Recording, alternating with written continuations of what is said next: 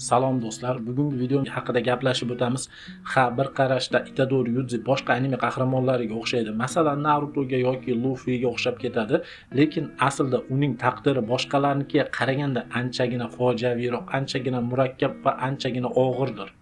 Nega Itadorining taqdiri boshqa anime qahramonlariga nisbatan chuqurroq va yaxshiroq ochib berilganligi haqida gaplashib o'tamiz. Bir qarashda Itadori Yuji Narutoga juda ham o'xshab ketadi, lekin aslida bu unday emas. Ularning farqi esa uje ota-onalaridan boshlanadi. Masalan, Itadori ham Naruto ham bolaligida ota-onasidan ayrilgan. Ikkalasi ham dastlab o'z kelib chiqishini ota-onasi kim ekanligini bilmagan. Ikkalasi ham hayotining eng erta bosqichida yetimlikni boshidan kechirgan. Lekin aynan shu joyda Itadorining haqiqiy fojiasi boshlanadi. Narutoning ham o'z fojiasi bor. Uning ota-onasi uni himoya qilish uchun o'z jonlarini fido qilishgan. Lekin eng muhimi ular kim va qanday odamlar bo'lganligidadir. Misol uchun uning otasi qahramon Konohaning Hakagisi bo'lgan. Onasi esa u uchun jonini bergan, uni sevgan va o'limga doğru borgan, uni yaxshi ko'rgan onadir. Hatto ular o'limidan so'ng ham Narutoga yordam berishlikni davom ettirishadi. Misol uchun, o'sha Narutoning onasi Naruto juda ham qiyin ahvolga tushganda, ruhan sinish arafasida bo'lganda, unga doim yordamga chakra ko'rinishida yoki ruh ko'rinishida kelib yordam bergan. Uning otasi ham xuddi shunday, doim uni qo'llab-quvvatlashgan. Lekin ularda asosiy yordami bu ularning yaxshi odam bo'lganligida. Naruto ular bilan faxrlangan. Naruto ularning kimligini bilgandan so'ng ulardan ruhan kuch olgan. Narutoning otasi qahramon, onasi esa uni chin dildan sevgan haqiqiy ona. Itadorining holati esa butunlay boshqacha. Uning otasi onasining birinchi qurboni, onasi esa la'nat. U Itadorini sevmagan, aksincha uni Sukuna uchun oddiygina idish, qurol sifatida yaratish maqsadida dunyoga keltirgan. Narutoning ham ota-onasi o'lib ketgan bo'lsa hamki, ularning muhabbati va yordami keyin ham uni tark etmagan. Itadorining hayotida bunday muhabbat umuman bo'lmagan. Shu joyda ikki qahramonning o'rtasidagi eng katta farqi yaqqol ko'rinadi. Albatta shunday deyishingiz mumkin. Itadorining bolaligida uni sevgan bobosi bo'lgan. Narutoda esa bunday odam bo'lmagan. Bu gapga qo'shilishim mumkin, lekin aynan shu bobo Itadorining yelkasiga eng og'ir yukni yuklab ketadi. Itadori, sen kuchliksan, sen odamlarga yordam ber. Bu o'limidan oldingi so'nggi so'zlari bobosini va bobosi o'zi bilmagan holda juda ham og'ir yukni yuklab ketadi Itadorining yelkasiga va biz siz bilan juda ham yaxshi bilamizki, Itadori bu yukni ko'tara olmay sinadi. Itadori bobosining o'limiga o'z ko'zi bilan guvoh bo'ladi. Narutodan farqli o'laroq bu holat Itadorining hayotini yanada fojiaviyroq qiladi. Naruto ham qiyinchiliklardan o'tgan, uning ham bolaligi oson bo'lmagan, bu rost. Lekin Narutoga kuch bergan narsa shuki, uni sevgan odamlari bor edi. Ustozlari, atrofidagi insonlar. Narutoning bolaligi og'ir bo'lgan, lekin u butunlay yolg'iz emas edi. Shu sababli uning tarixi qiyin bo'lsa ham unchalik fojiaviy emas. Gap faqat ota-onasida emas, gap Itadorining tanlovida ham emas, chunki u bu yo'lni o'zi tanlamagan. Sukunani barmog'ini yegan paytda Itadori qahramon bo'lishni istamagan. U shunchaki odamlarni qutqarmoqchi bo'lgan, lekin aynan shu lahzada u inson emas, qurbon sifatida ko'rila boshlaydi. Jujutsu dunyosi uchun Itadori inson emas, ular uchun Sukunani saqlaydigan idish, kerak bo'lsa yo'q qilinishi mumkin bo'lgan qurol. Narutoda esa bu butunlay boshqacha edi.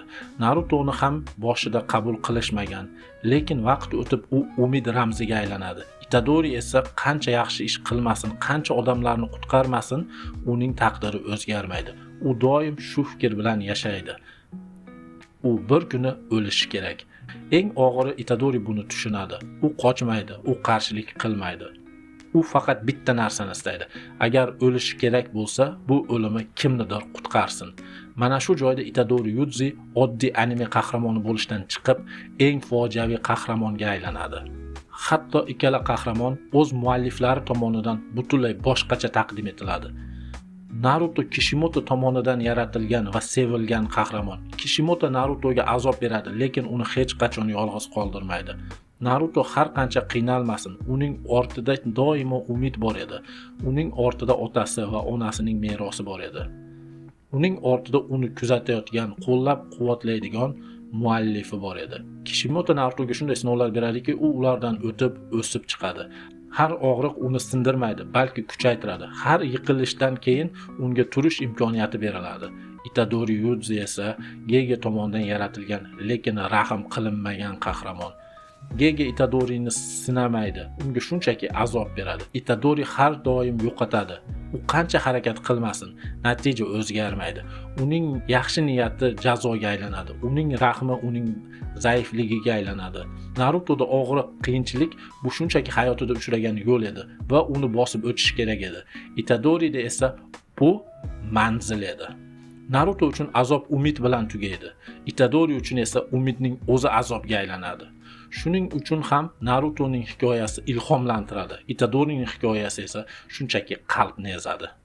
Chunki biri sevib yaratilgan qahramon, ikkinchisi esa fojia sifatida yaratilgan inson. Hammasi esa eng boshida Itadorining bobosidan boshlanadi. Bobosi o'lim yoqasida yotar ekan, u Itadoriga hayotini butunlay o'zgartirib yuboradigan so'zlarni aytadi.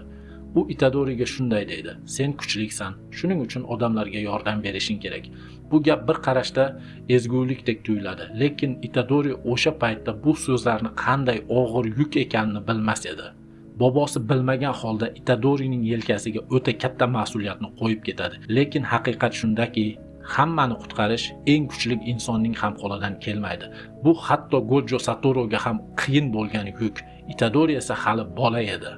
Hali bu darajadagi mas'uliyat uchun tayyor emas edi. Unga tanlov berilmadi.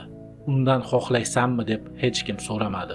Shu sababli Itadori bu yo'lga o'z xohishi bilan emas, boshqalarni qo'yib ketgan yukini ko'tarish uchun kirib ketdi va aynan shu yerda Itadorining haqiqiy fojiasi boshlanadi.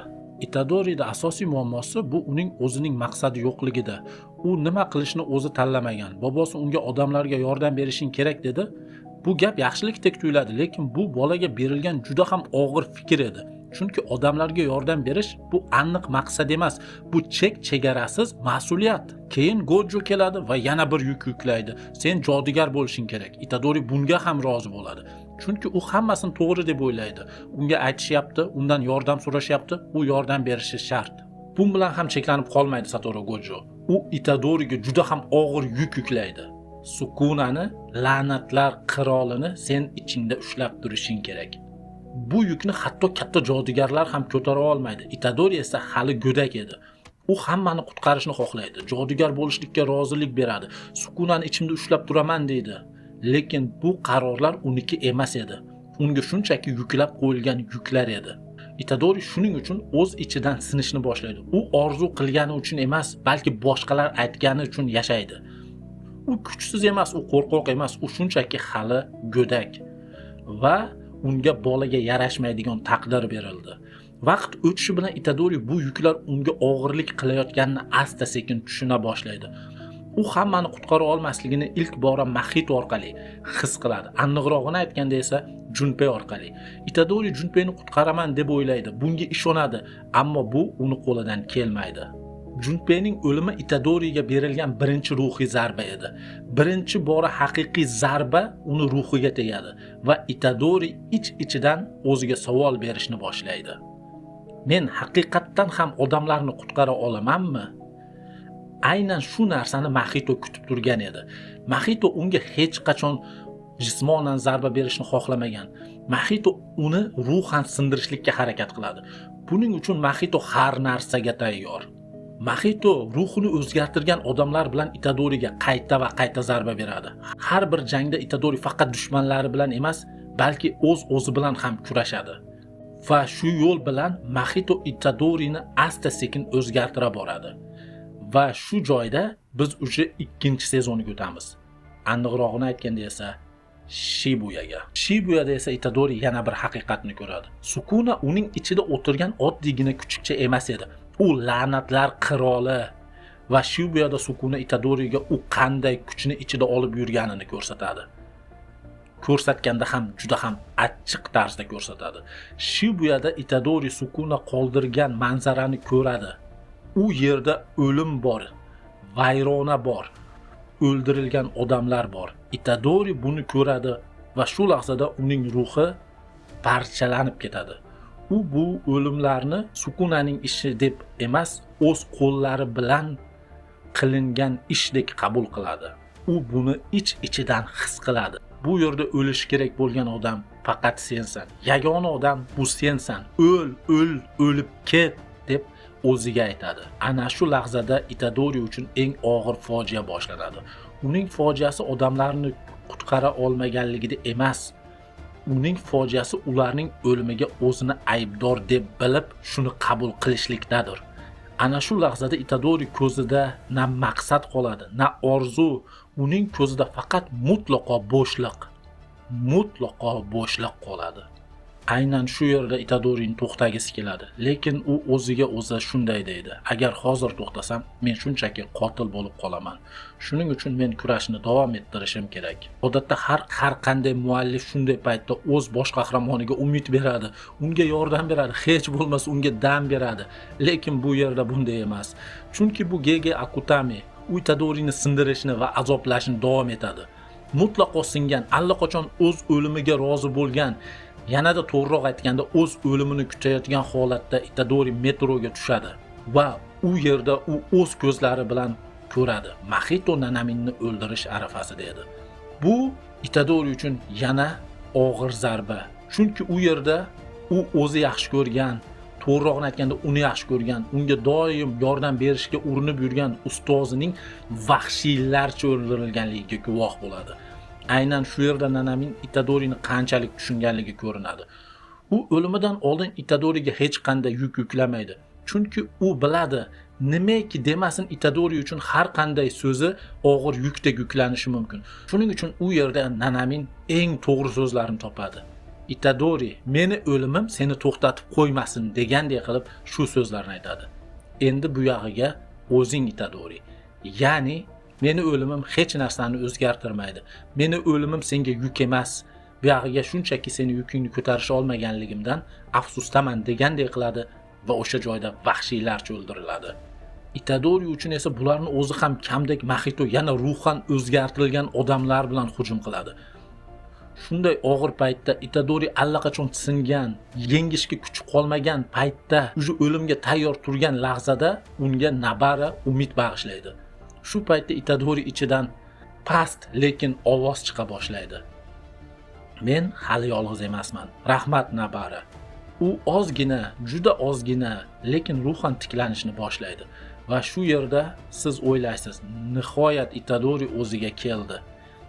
Lekin aynan shu lahzada Itadori eng katta zarbani yeydi.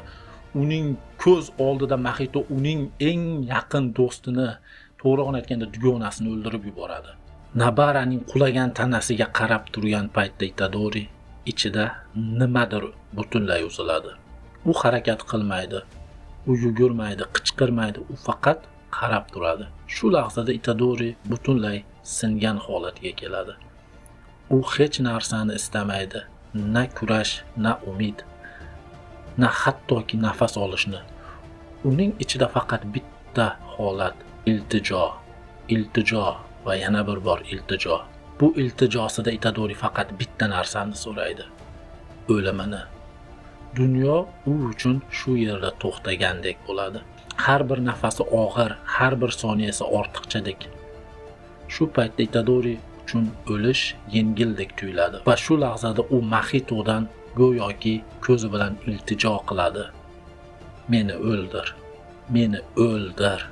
Itadori butunlay singan paytda, u allaqachon ichidan o'zini o'limini kutayotgan lahzada kutilmagan ovoz yangraydi. Qarsak va sahnaga Todo chiqadi. Bu Itadori kutmagan, lekin o'sha lahzada Itadoriga yordam bera oladigan yagona odam va Todoning so'zlari. Bu yerda avtorni go'yoki bizga aytgandek, ya'ni o'z tomoshabinlariga aytgandek so'zlari. Ya'ni bu anime siz o'ylagandaqa odamlar qutqarishi to'g'risida emas. Bu anime faqat la'natlar va jodugarlar jangi. Todo Itadoriga qarab shunday dedi: "Nima bo'ldi senga? Itadori, tur o'rningdan." Itadori esa ichidan singan edi. U allaqachon o'z o'limini qabul qilgan, o'sha yashashga maqsadi na kuchi qolgan edi. Hammasi men sababli deya javob beradi Itadori. Agar men bo'lmaganimda, Sukuna bo'lmaganida, Nanamin o'lmasdi, Nabara o'lmasdi.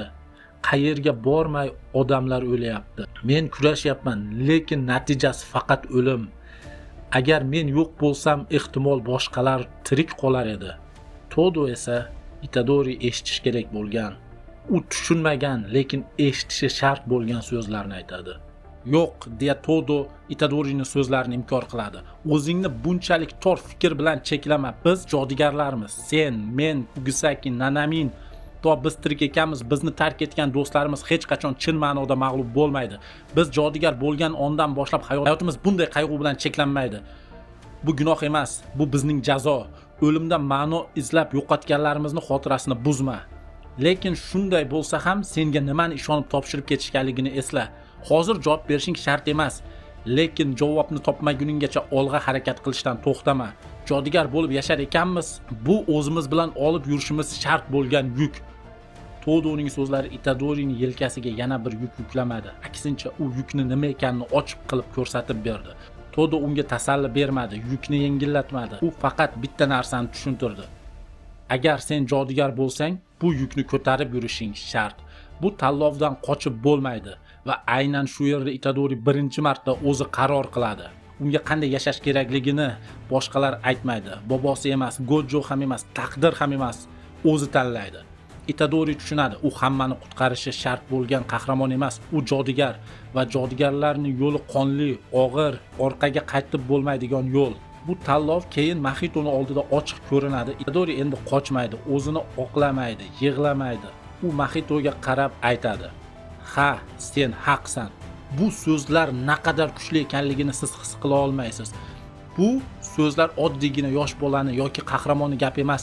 Bu ulg'ayib, o'zini xatolarini ko'rib va uni dushmanini, uni yaxshi ko'rgan odamlarni o'ldirib yuborgan maxluqni haq ekanligini tan olish, bu juda ham kuchligina insonning qo'lidan keladi. Va Itadori ulg'ayganligini ko'rsatadi bu. Ha, sen haqsan, men senman. Biz ikkimiz bir xilmiz." Bu so'zlar Mahitoning yuragiga uddardek boradi. Chunki bu o'sha Mahitoning oldida Itadorining qay darajada yuqorida turganligini ko'rsatadi. Mahito Itadoridan qay darajada yuqori turgan bo'lsa, endi shu so'zlarni aytgandan so'ng Itadori ruhan Mahitodan qanchalik ustun ekanligini ko'rsatmoqda. Faqat bizni bitta farqimiz bor. Sen odamlarni o'ldirasan, men esa la'natlarni. Senga o'xshagan qotilman. Ha, men la'natlar qotiliman. Seni ham o'ldiraman. Qayta tiril, yuzingni o'zgartir, ismingni o'zgartir, baribir o'ldiraman. Balki hozir buni natijasini ko'rmasman. Yillar o'tib, 100 yil, 1000 yil o'tgandan so'nggina bu qilgan ishlarining natijasini boshqalar ko'rar. Itadori yaxshilikni tanlamaydi, u umidni tanlamaydi, u o'z yo'lini tanladi. Va shu lahzadan boshlab Itadori Yudzi odamlarni qutqarish uchun emas, la'natlarni yo'q qilish uchun olg'a qadam bosadi.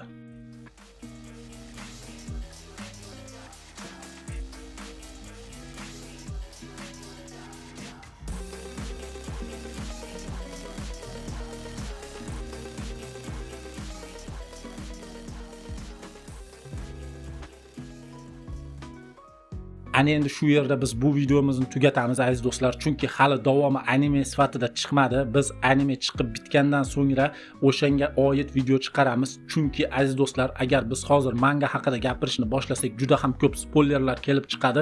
Men esa buni xohlamagan bo'lardim, chunki Magiический bitva animesini men yuqori darajaga chiqishni xohlayman. Bu anime men ko'rgan animelar ichidagi eng zo'rlaridan biri. Shuning uchun bu animega oid spoilerlar qilish niyatim yo'q. To'g'ri, qayerdadir nimandir tushuntirish uchun balki spoiler qilgandurman. Ammo lekin aziz do'stlar, mening asosiy maqsadim shu ikkita sezonda ko'rsatilgan Itadorining yo'lini sizga tushuntirib berish edi. Va agar mabodo sizga shu videomiz yoqqan bo'lsa, albatta like knopkasini bosing, podpisatsiya knopkasini bosing va bu videomizni boshqa do'stlaringizga ham yuboring. Bu videomizni yurgizishga yordam bering, chunki bu videoni qilish juda ham qiyin bo'ldi aziz do'stlar menga. Montaji, ssenariysi va buni so'ngra audio holatiga keltirish, undan so'ngra audio bilan videoni ulash, shunga o'xshash ishlar juda ham qiyin bo'ldi aziz do'stlar. Shuning uchun albatta aziz do'stlar, podpisatsiya knopkasini bosamiz, like knopkasini bosamiz va bu videomizni boshqa shu Magiический bitva ko'radigan do'stlarimizga jo'natamiz, ular bilan ulashamiz. Agar sizga qayerdadir nimadir tushunarsiz bo'lgan bo'lsa, sizni fikringiz boshqacharoq bo'lsa, kommentariyaga обязательно yozib qoldiring. Men iloji boricha qo'limdan kelgancha o'qib, o'sha kommentariyani o'zigayoq javob berishga urinib boraman. Shuning uchun aziz do'stlar, kommentariya yozishni ham qoldirmang. Men sizni fikrlaringizni kutaman shu videoga oid. Shuning uchun aziz do'stlar, kommentariy yozishni ham unutmang. Men albatta kutaman. Sizlar bilan Isti kanalida aziz do'stlar, keyingi videolarimizda ko'rishguncha xayr.